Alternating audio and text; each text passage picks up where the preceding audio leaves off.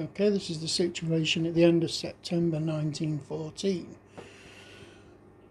Germans are pounding away at Antwerp, trying to get rid of those forts. Probably take Antwerp within 2 turns. Belgian army is reconnected with the French army. German cavalry screen just pulled back to let them go through, which I don't know whether it was a good idea or a bad idea. The Schlieffen plan is still going ahead, and Germans have got a few hexes, got 3 hexes gained on the battlefield. The French have also retreated a hex, left an open hex there. French army is in pretty desperate state, but the German army is getting badly depleted now. Germans gonna supply situations deteriorating. Probably the last of their wartime ammunition supplies is going to be expended in the next few turns.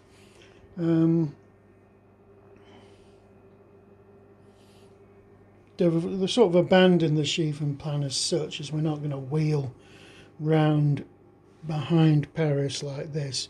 We're more adopting the Kaiserslautern plan from, if that's how you pronounce it, from 1918, where we'll probably aim to bust our way through Amiens and then drive on Paris.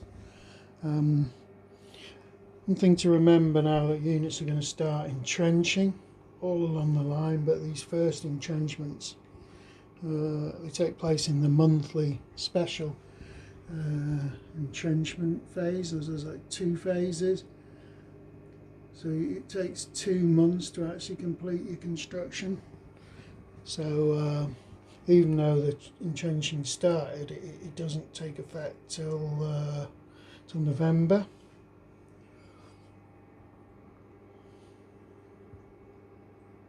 Situation in the east. Germans have made quite a bit of progress driving the Russians out of East Prussia, but as you can see, there's still quite an extensive chunk of East Prussia that's occupied by the Russian First Army, even if it's not occupied particularly well, because they never took those German fortresses, they just bypassed them.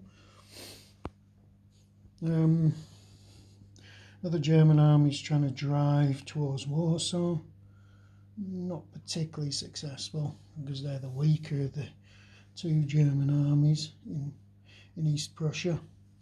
Got another German army forming up here to drive on what I've been reliably informed is Łódź, not Lodz, in Poland.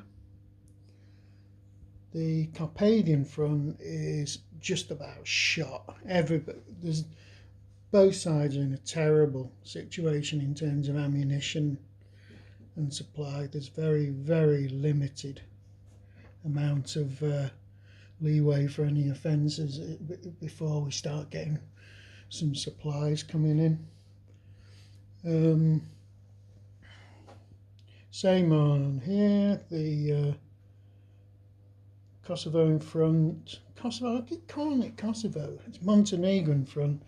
Is static and has been static virtually since the start of the war. And the position in Serbia is the Austrians are just out of supply. There's very little they can do without launching suicidal attacks. That might gain them the ground, but it might weaken the Austrian army further than it already is. It's already taken a lot of casualties in terms of divisions lost. Even though they haven't lost any really high quality units, they've lost a lot of units, and units at this stage of the war, they represent controller hexes. That's going to get more and more important as things go on. Also, entrenchments will start in the east. Galicia is almost certainly going to start entrenching. So will the Serbians around, in northern Serbia, and the Montenegrins have already started entrenching, so they'll complete the first entrenchments of the game.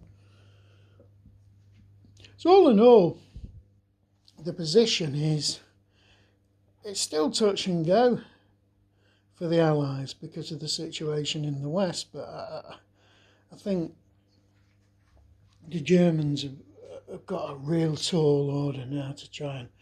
I think they need to knock France out of the game, and the only way of doing that is to, in this sort of war scenario, is to take Paris.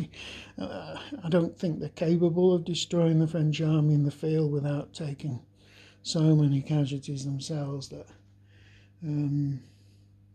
it becomes like a stalemate.